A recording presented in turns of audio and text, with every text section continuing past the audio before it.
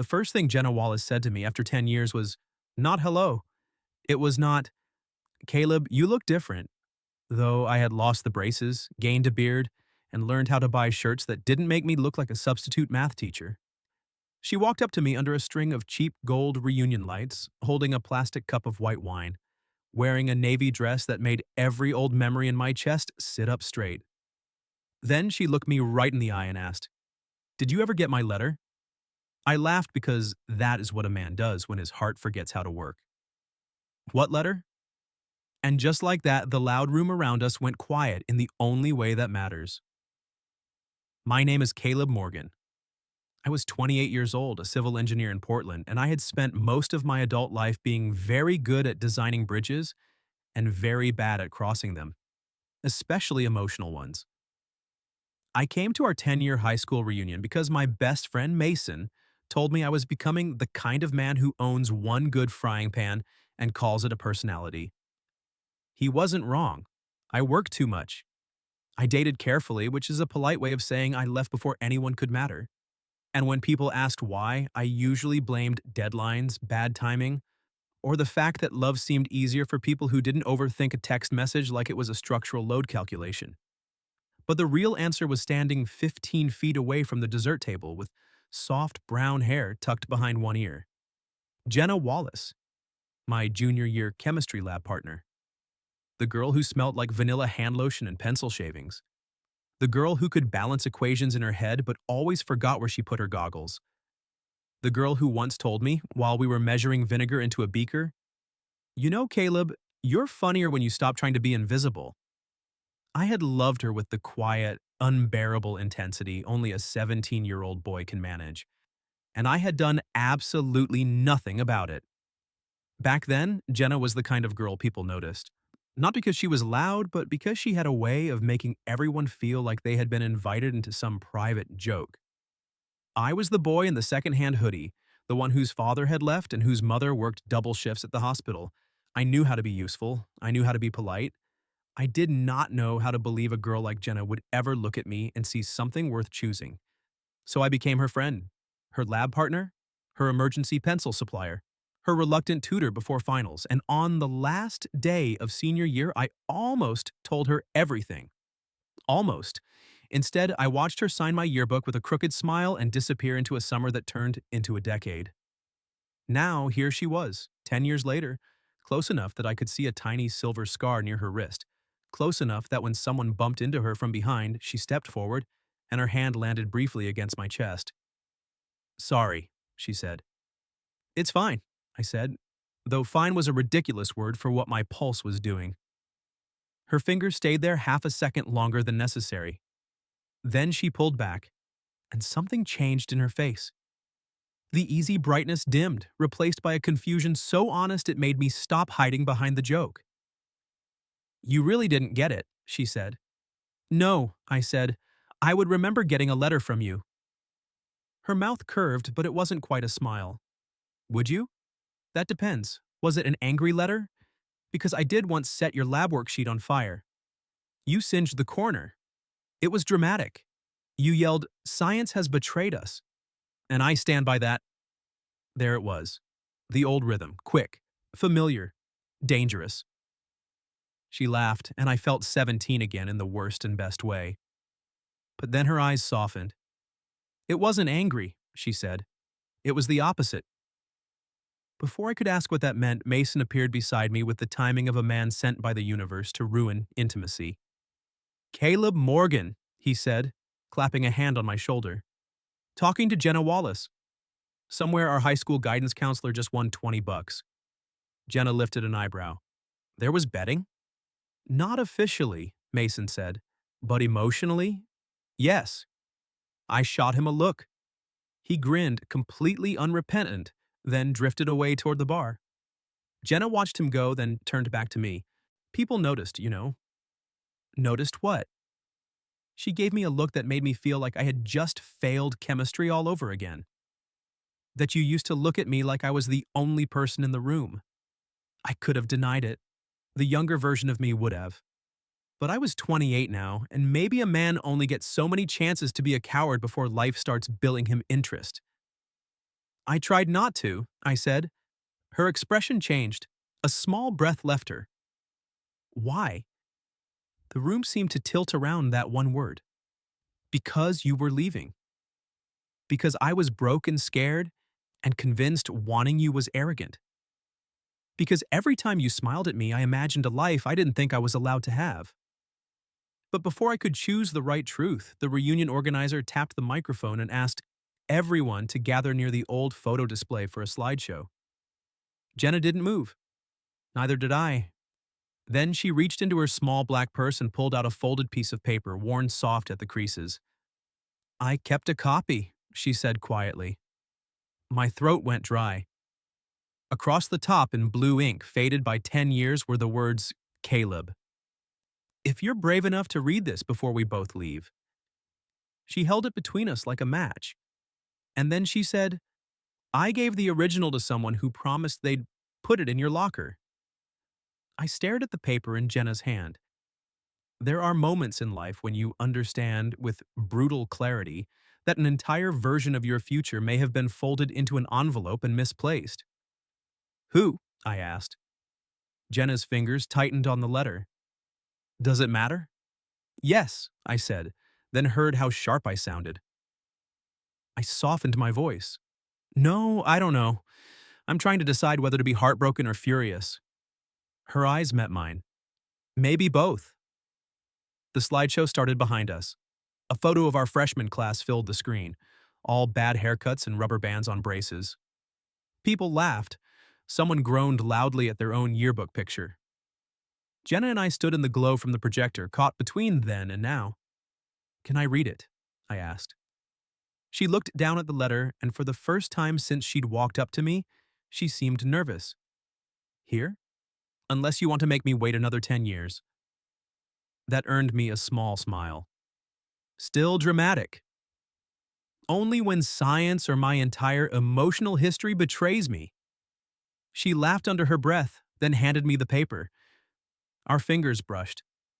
It was nothing. It was everything. A tiny point of contact, warm and brief, that made me want to ask if I could hold her hand like I had any right to. I unfolded the letter carefully. Caleb, if you're brave enough to read this before we both leave, then I'll be brave enough to write it. I know we pretend we're just lab partners. I know you make jokes whenever things get too serious. I know you think nobody sees when you give away the last pencil in your backpack or stay late to help someone understand homework you already finished. I see you. I have seen you all year, and I like you. Not in the you're nice way. In the I look for you when I walk into a room way. In the I am going to miss your stupid chemistry puns so much it already hurts way. I'm leaving for school in August, but I don't want to leave without knowing if this was only me. Meet me tonight at Miller Field after graduation by the old bleachers, 8 o'clock. If you don't come, I'll understand. But I hope you do. Jenna. By the time I finished, the slideshow had reached prom. The room clapped for a picture of our principal doing the electric slide. I couldn't breathe. Jenna was watching my face with the guarded expression of someone who had once been hurt in a place that never fully healed. You went? I asked. Her smile vanished. Yes. The word hit harder than it should have. I was there until 9:30, she said. Maybe later. I told myself you hadn't read it. Then I told myself you had read it and didn't want to embarrass me by answering. Then I told myself a lot of things. Jenna, it was a long time ago. No. I stepped closer, needing her to understand. I would have come. She looked away. I would have run there, I said. I would have shown up sweaty and terrified and probably said something incredibly stupid. But I would have come. Her eyes shone in the projector light. That's the worst part, she whispered. I think I knew that. For years I was mad at you. Then one day I thought, what if he never knew? The urge to touch her was almost painful. I lifted my hand, then stopped. Can I? I asked.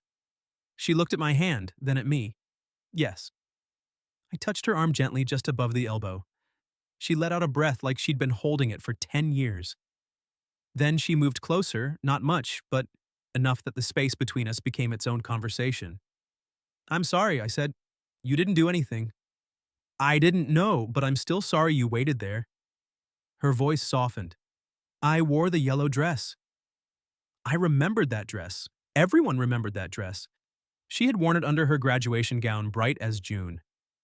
You looked beautiful, I said. Her mouth parted slightly. I had said it too plainly, too honestly. There was no joke to hide behind.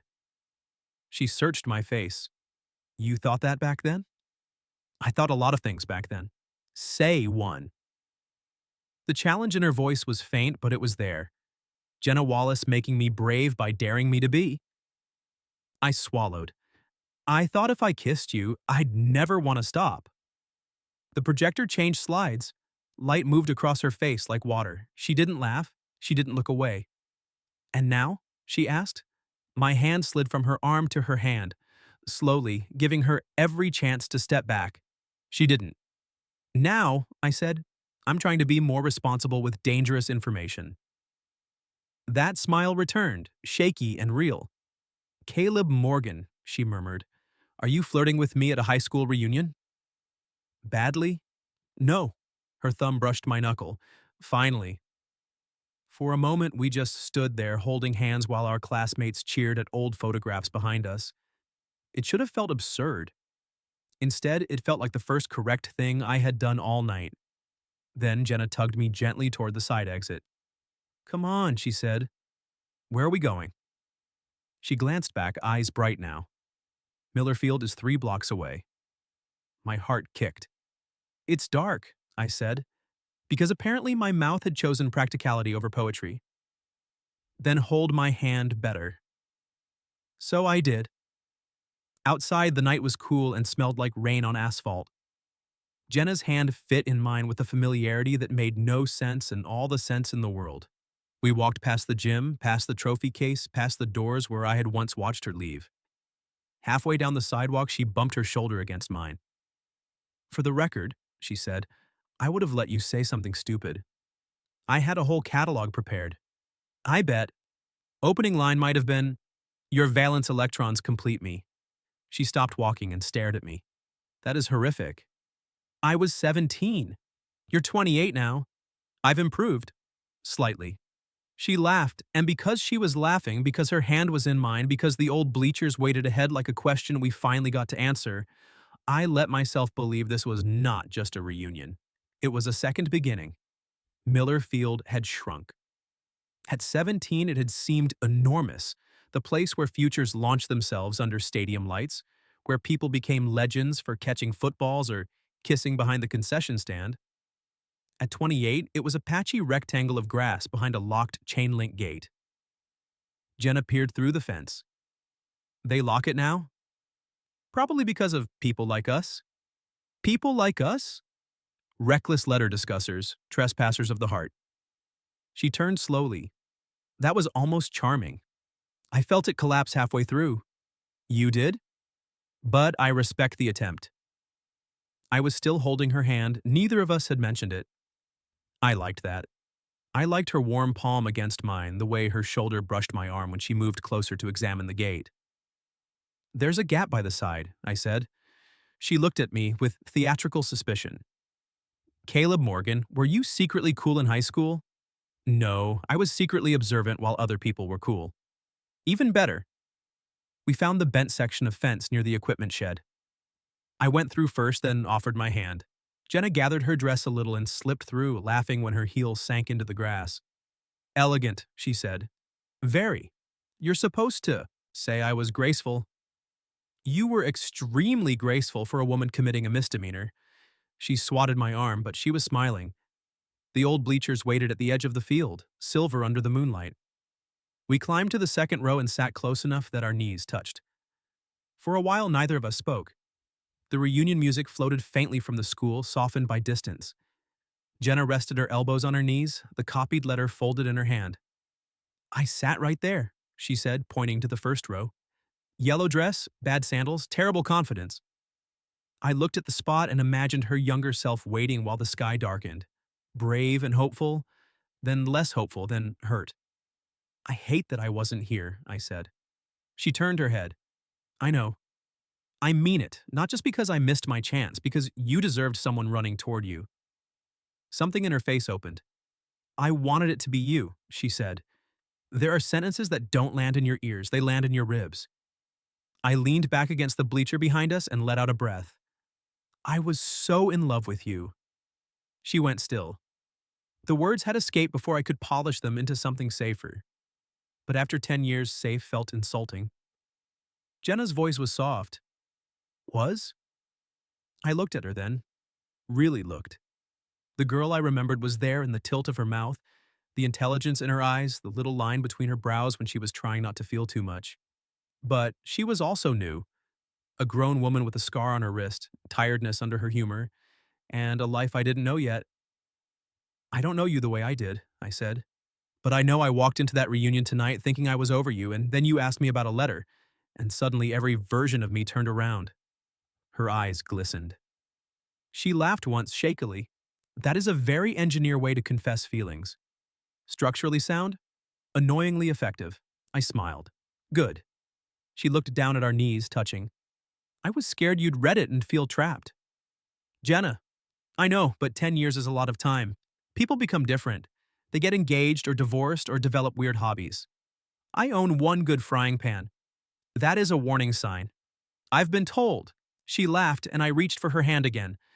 This time she laced her fingers through mine immediately. What about you? I asked. Any engagements, divorces, alarming hobbies? No divorces, no engagements. She paused. A few almosts. One man who liked the idea of me as long as I didn't have needs. One who said I made everything a conversation. You do. Her eyes narrowed. I mean that as a compliment, I added quickly. You make people tell the truth. Her expression softened. And you still try to dodge it with jokes. Less successfully around you. Good. The word held a challenge, an invitation. She shifted closer, our shoulders now pressed together. I could smell her perfume, something clean and warm, and beneath it the night air. I gave the letter to Talia Green, she said suddenly. The name flashed in my memory, student council, perfect eyeliner, always surrounded. She said she was heading past your locker, Jenna continued. I didn't think. I felt anger spark, quick and useless. Jenna squeezed my hand. Don't go there yet. I looked at her. I don't want tonight to be about her, she said. Not first. Not first, the word steadied me. You're right, I said. Tonight is about you wearing a yellow dress and me being tragically uninformed. And now? Now it's about me asking if I can kiss you. Her breath caught. Moonlight silvered her face. She was quiet long enough that my heart started negotiating with God. Then Jenna said, You can. I turned toward her slowly. She met me halfway. The kiss was gentle at first, almost careful, like both of us were afraid of startling the moment away. Her hand came up to my jaw. Mine found her waist. Then she sighed against my mouth, and 10 years of almost became finally. It wasn't the kiss I would have given her at 17. It was better. When we pulled apart, her forehead rested against mine. Well, she whispered. I swallowed. Was that structurally sound? She laughed softly, breath warm against my lips. Caleb? Yeah? Stop talking. So I kissed her again. We returned to the reunion with grass on my shoes and Jenna's lipstick slightly blurred. Mason saw us come through the side door and froze with a mini quiche halfway to his mouth. Then his grin spread so wide I considered denying every good thing that had ever happened to me just to spite him. Jenna leaned close to my ear. Your friend is making a face like he just witnessed a miracle. He has a limited imagination. He looks proud of you. That's worse. She laughed, and the sound settled under my skin. Inside the gym, the reunion had loosened into its final hour. People had taken off jackets, traded heels for bare feet, and begun telling louder, less accurate stories about who had dated whom. Jenna slipped her hand into mine without asking. That small choice nearly undid me more than the kissing had. In the dark by the bleachers, it was easy to believe in second chances. Under the lights, in front of everyone who had once known us as awkward teenagers, it felt like a declaration. You sure? I asked quietly. She glanced down at our hands. About this? About me. Her teasing faded. She turned to face me right there beside the crepe paper arch. Caleb, she said, I waited 10 years to find out if you would have chosen me. Don't make me wait another 10 minutes. My chest tightened. I choose you, I said. Her eyes warmed. Good. Because I choose you too. Even if your flirting involves felony metaphors and electrons. Misdemeanor metaphors. That does not improve it. No, but accuracy matters. She smiled and I kissed her knuckles because apparently I was now the kind of man who did things like that in public. Her thumb brushed my lower lip after, quick and tender, like she was testing whether I was real. Then her gaze shifted over my shoulder. I turned. Talia Green stood near the photo display, holding a champagne flute. 10 years had polished her sharp edges rather than softened them. She looked successful, elegant, and entirely too unsurprised when she saw Jenna and me together. Jenna's hand tensed in mine. I didn't let go. You don't have to do this tonight, I said. I know. She inhaled slowly. But I want the ghost out of the room. We crossed the gym together. Talia noticed us coming and lifted her brows. Well, this is nostalgic. Jenna's voice was calm. Do you remember graduation night? Talia's smile faltered by half an inch. That's broad. The letter I gave you for Caleb. Silence stretched. Behind us, someone whooped at the dance floor. The DJ started playing an old pop song everyone pretended to hate. Talia looked from Jenna to me, then down at our joined hands. Oh, she said. One syllable, enough to make my jaw tighten. You didn't give it to him, Jenna said. Talia took a sip of champagne. No. No apology, no confusion, just no. Jenna's face went pale, but her voice held. Why? Talia's eyes flicked to me. Because you were leaving. He was staying. You would have had one dramatic summer and then ruined each other's lives long distance. That wasn't your choice, I said. No, Talia agreed. It wasn't. For a moment, I saw something almost like regret pass across her face. I liked you, she said to me. Back then. Everyone knew you liked Jenna. I was jealous and stupid. Then after graduation, it felt too late to confess, so I didn't. Jenna let out a small breath. Not forgiveness, not yet, but something less rigid. You let me think he ignored me, she said. I know. Talia finally looked directly at her. I'm sorry, really. I've been sorry for a long time, which is useless but true. I wanted to be angry. Part of me was. But Jenna's hand was still in mine, warm and real, and the night had already given us back something bigger than an explanation. Jenna nodded once. Thank you for saying it. Then she turned away. I followed her into the hall where the noise dimmed behind the gym doors. Lockers lined the walls, replaced since our time, glossy and unfamiliar. Jenna stopped beneath a trophy case and pressed her free hand to her chest. You okay? I asked. No. She looked at me, eyes wet. Yes, I don't know. I thought hearing why would make it simpler. I stepped closer. Did it? No. Her mouth trembled. But holding your hand helps. So I held it with both of mine. I hate that we lost time, I said. Me too. I hate that you waited on those bleachers. Me too. I hate that I didn't get to be the boy who ran to you. She looked up at me. I brushed a strand of hair from her cheek, slow enough for her to stop me. She didn't. But I'm here now, I said, and I want to be the man who shows up. A tear slipped free. I caught it with my thumb. Jenna leaned into my hand. That sounds dangerously like another confession. It is. Then say it clearly. My brave girl, still making me earn the truth. I want to see you tomorrow, I said, and next week, and after that. I don't want this to be one night we turn into a beautiful regret. Her smile broke open, soft and bright. I'm free tomorrow, she whispered.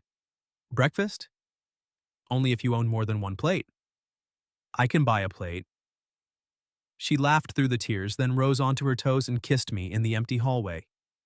This kiss wasn't about the past, it was a promise starting now. The next morning I bought 2 plates. Also 2 mugs, a second fork because apparently owning one was a cry for help, and a tiny basil plant Jenna named Harold before we even reached the checkout. Harold looks judgmental, I said. He's holding you accountable. To what? To becoming a man with proper dishware.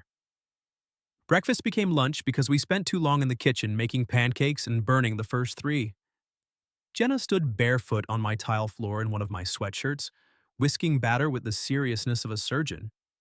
You're over-mixing, I said. She pointed the whisk at me. You set paper on fire in chemistry.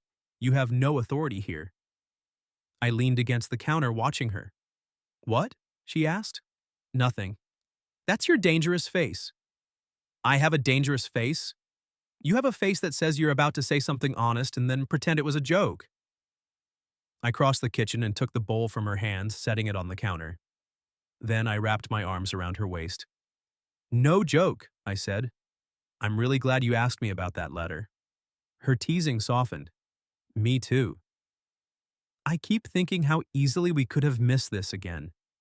But we didn't. She slid her hands up my chest. So maybe stop mourning the version where we did. I nodded because she was right. Jenna was often right in ways that annoyed me and saved me. We did not become instantly perfect. There were awkward conversations, 10 years leaves gaps. We had to learn each other's coffee orders, work schedules, old wounds, and new fears. She discovered I went quiet when I felt overwhelmed. I discovered she made jokes when she was afraid someone might leave. Once, 3 weeks in, she almost canceled dinner because work had been terrible and she didn't want to be too much. I showed up anyway with takeout, a grocery store bouquet, and Harold the basil plant, who had already begun dying under my care. Jenna opened her door and stared at me. You came. I said I would. Her eyes filled faster than either of us expected. That night, we sat on her living room floor eating noodles from cartons, her knee against mine, talking until the candles burned low. She told me about the almosts. I told her about my father leaving and how, for years, I had mistaken wanting someone for needing too much. She listened like she had in chemistry, chin in hand, eyes steady. Then she kissed me softly and said, Wanting isn't weakness, Caleb. I believed her more than I had believed anyone. 6 months later, Mason gave a toast at our housewarming party that began with, To the only man I know who needed a decade and a lost letter to ask a woman on a date. Jenna raised her glass. In his defense, he did buy plates. Bare minimum, Mason said. Historic progress, I argued. Jenna's laugh carried across our little apartment, bright and easy. Our apartment. The word still felt new enough to make me pause sometimes in doorways. By the following spring, we went back to Miller Field. The fence had been repaired, so this time we did not commit any misdemeanors of the heart or otherwise. The school had opened the track for community use, and families wandered beneath the soft, evening light. Jenna wore a yellow dress. When I saw her step out of the car, I forgot every intelligent thing I had ever learned. She smiled. Too much? I shook my head. Not enough. No, you look structurally sound? Radiant, I said. Her smile trembled. We walked to the bleachers hand in hand. Same field, same sky, different us. At the first row, Jenna stopped. This is where I waited. I know. I reached into my jacket pocket and took out an envelope. Her eyes widened. Caleb. It's not 10 years late, I said. Only about 11 months. Inside was a letter. Mine this time. Jenna, if you're brave enough to read this, then I'll be brave enough to write it. I choose you, in kitchens with burned pancakes, in quiet evenings, in hard conversations, in every ordinary morning I used to think was meant for other people. I can't be the boy who met you here at 17. But if you'll let me, I'd like to be the man who keeps meeting you, here, home, anywhere. When she finished, she pressed the letter to her chest. You wrote me a letter. I had a good teacher. She looked at me through tears. I love you. It wasn't the first time she had said it, but standing there where she had once waited alone, it felt like time folding gently back into place. I love you too, I said. Then I kissed her on the bleachers under the spring sunset, her yellow dress bright against the silver seats, my letter in her hand, and the past no longer between us. only behind us. What would you have done if the person you secretly loved asked 10 years later, "Did you ever get my letter?" Have you ever experienced something similar? A missed chance? A message that never arrived? Or a love that came back around? Tell me your story in the comments, and for those who'd like to be a little closer to us, we've opened memberships where you'll get shorter exclusive stories every week with no ads.